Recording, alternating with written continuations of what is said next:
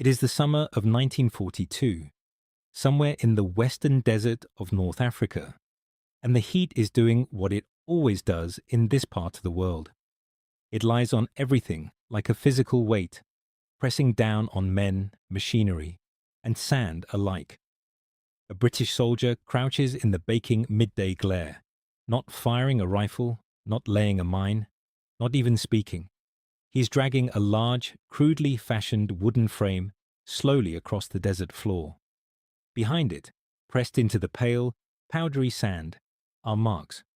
Long, evenly spaced, deeply pressed indentations that look, from any reasonable distance, and certainly from several thousand feet above, exactly like the tracks left by a column of heavy tanks.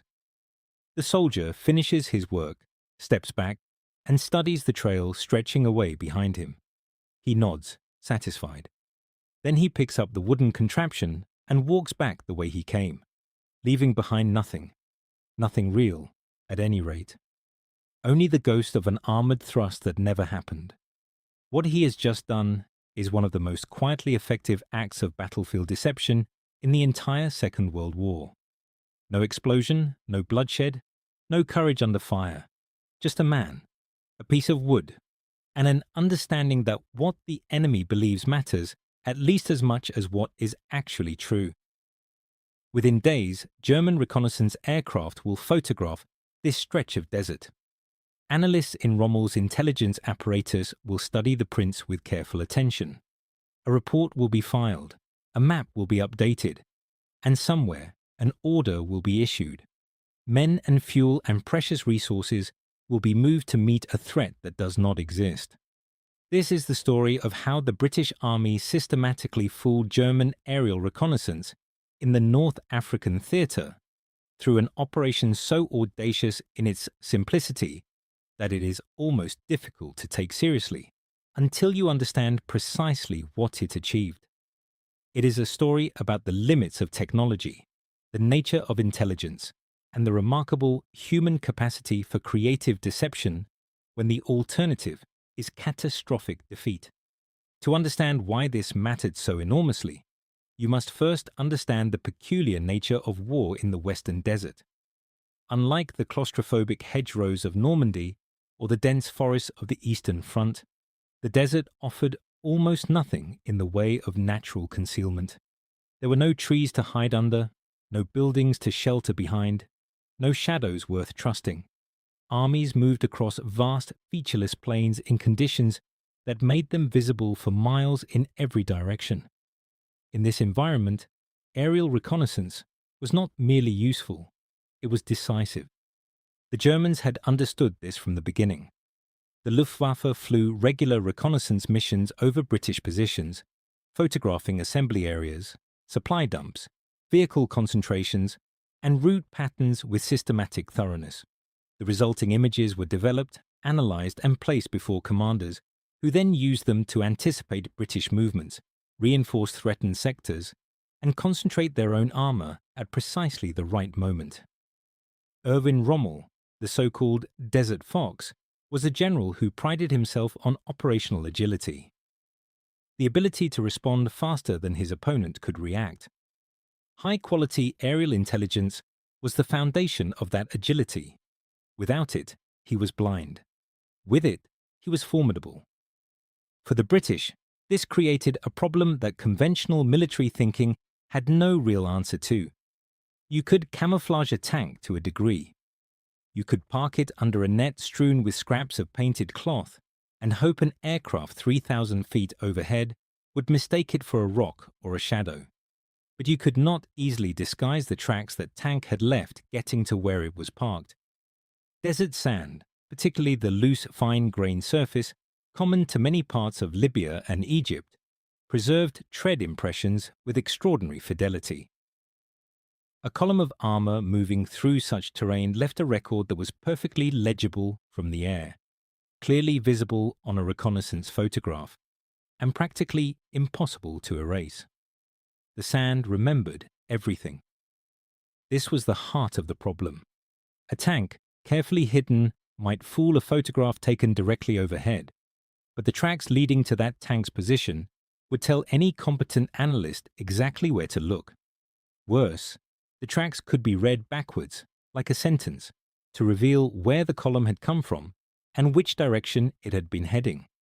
A concentration of vehicles producing a dense web of overlapping prints was as clear a statement of military intent as a signpost.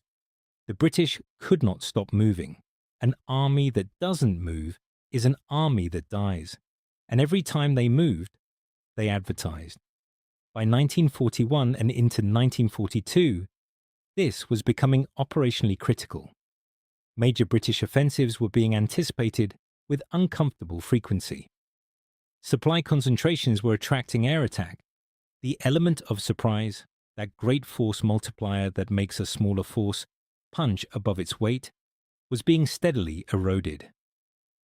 Something had to be done, and it had to be done at scale, using the materials available in a desert with very little in the way of raw materials. The solution that emerged from the British camouflage and deception units operating under the aegis of what would eventually be formalized as a force, the extraordinary deception organization running much of the strategic misdirection effort in the Middle East, was, when you first hear it, almost comically straightforward. If tank tracks in the sand revealed the truth, then tank tracks in the sand could also tell a lie. You did not need a real tank to make a real-looking tank track. You needed something that produced the same impression, the same tread pattern, the same depth, the same spacing. You needed, in other words, a fake. The device that resulted is not recorded in any single patent or engineering specification, because it was never that kind of invention. It evolved, was adapted, and was refined by the practical ingenuity of officers and men who were solving immediate tactical problems with whatever was to hand. The basic principle was simple. Construct a rigid frame, roughly the width of a tank's track spacing, fitted with shaped wooden or metal elements that replicated the distinctive pressed pattern of tank treads. Attach this frame to a vehicle, or in some configurations drag it by rope, and drive it across the desert at the correct speed and spacing. Behind you, in the sand, you left a track indistinguishable from the air at the magnification available to contemporary reconnaissance cameras, from the real thing.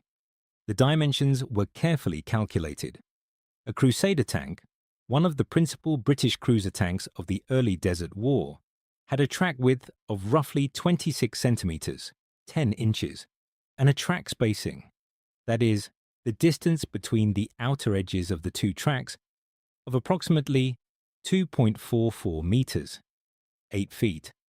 The tread pattern itself, the interlocking series of rectangular or chevron impressions left in soft ground, had a characteristic repeat interval that was well understood.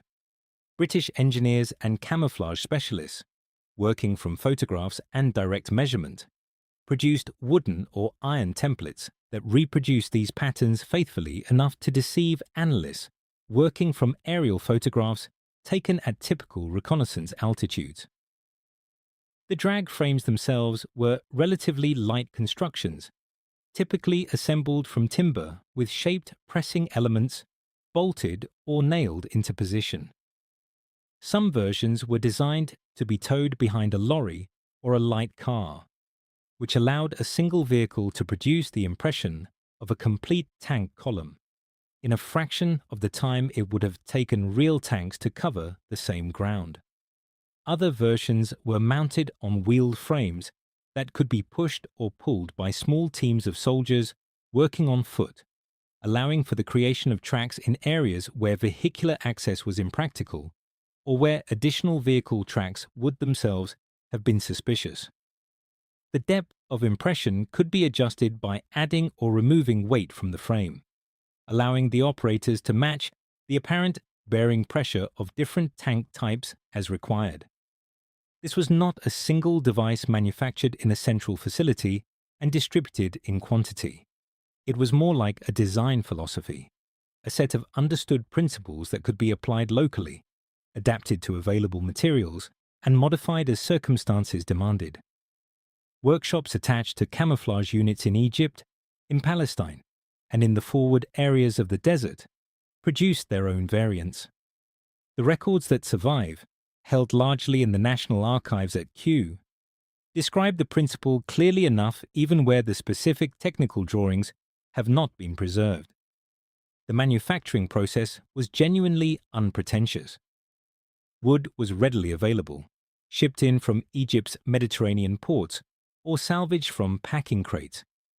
Iron fittings could be bent and bolted by any reasonably competent craftsman. The skill was not in the making, but in the using, understanding exactly where to lay false tracks, in which direction, at what apparent density, and under what conditions of light and terrain that would make them most convincing to a trained photo interpreter. This required a detailed understanding of how German reconnaissance intelligence worked, and that understanding was obtained painstakingly through the interrogation of captured Luftwaffe aircrew and the analysis of recovered German intelligence documents. In practice, the false track operation worked on several levels simultaneously.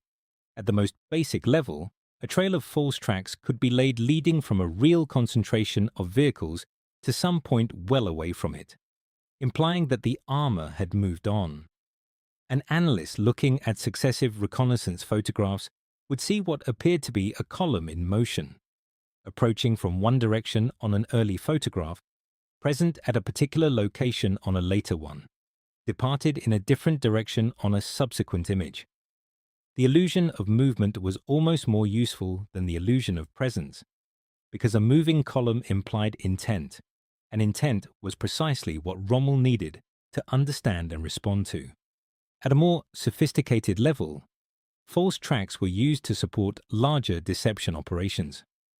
Before the Second Battle of El Alamein in October 1942, the British deception plan known as Operation Bertram used false tank tracks as one component of an elaborate scheme to convince Rommel that the main British armoured thrust would come in the south, when in fact it was planned for the north.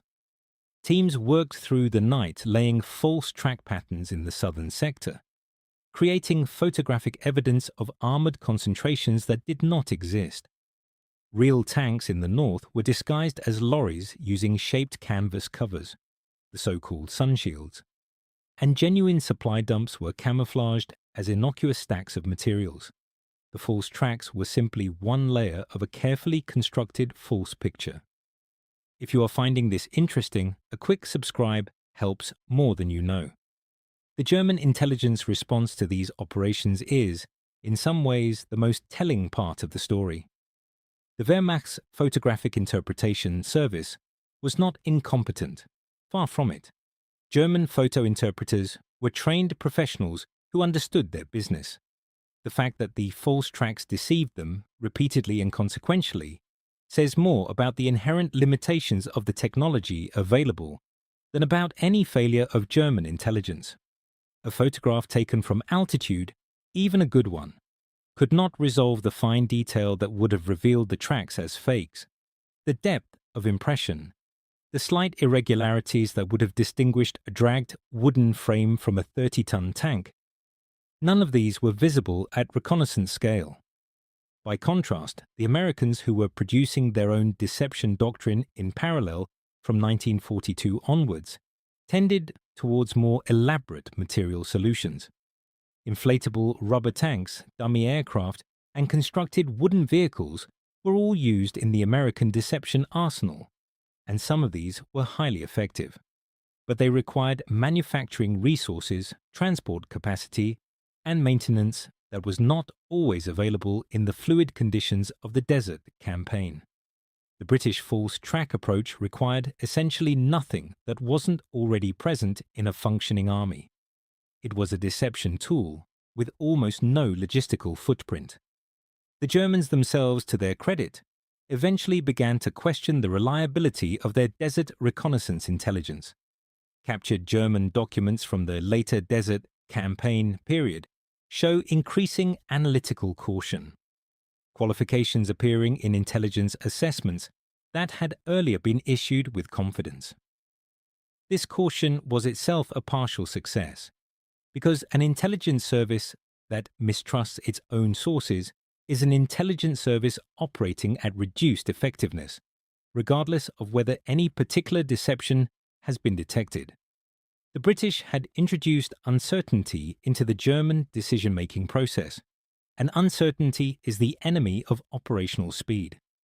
It is genuinely difficult to isolate the precise material contribution of the False Track program to the outcome of the North African campaign. Deception operations are, by their nature, designed to be invisible, and assessing the counterfactual, what would have happened if German intelligence had been more accurate, is necessarily speculative. What the surviving records do show, with reasonable clarity, is that German assessments of British armoured dispositions were wrong at several critical moments, and that those errors contributed to consequential misallocations of German resources. At the Second Battle of El Alamein specifically, Rommel's expectation of the main British thrust was indeed oriented incorrectly, and the misreading of British armoured concentrations in the south, concentrations that had been reinforced in German intelligence pictures by false tracks and other deception elements, contributed to that misorientation.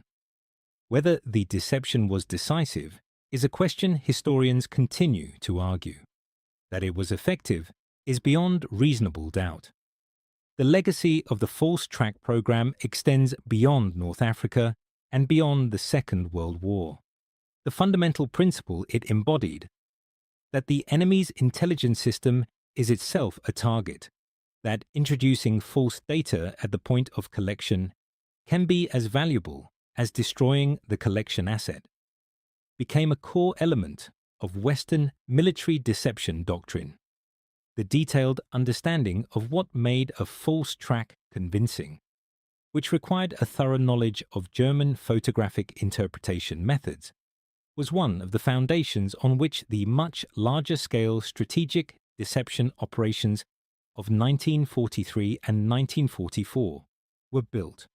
The tools themselves are less well documented in museum collections than some other aspects of the deception war. A number of drag frames and related devices are held in storage by various military museums, though few are prominently displayed. The Imperial War Museum in London holds documentary material relating to the camouflage and deception operations of A-Force, and the Tank Museum at Bovington has records pertaining to the technical specifications that made false tracks practical. The intellectual heritage of the operation is, in a sense, more visible than the physical artifacts.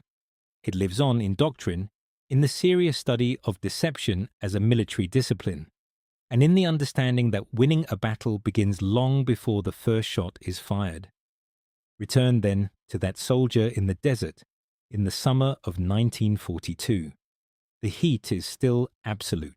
The sand still stretches without feature to every horizon.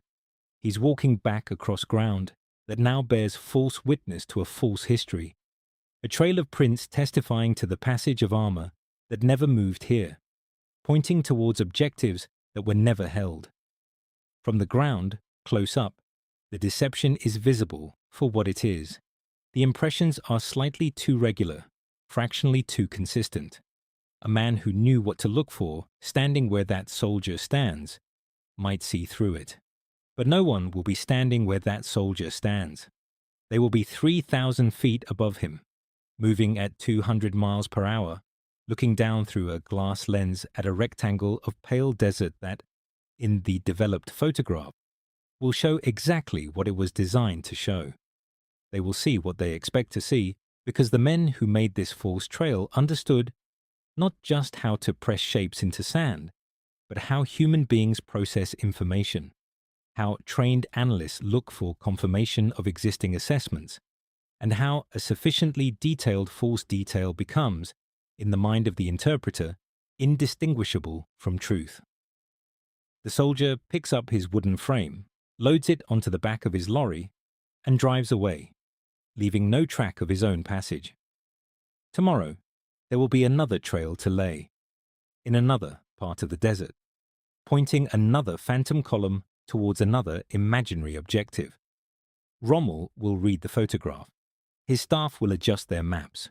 And somewhere in the mathematics of that adjustment, that tiny invisible shift in assumed reality, the battle will begin to turn. Not with a bang, not with a roar of engines or a crash of artillery, but with a piece of wood dragged through the sand and the quiet, devastating power of making the enemy see what isn't there.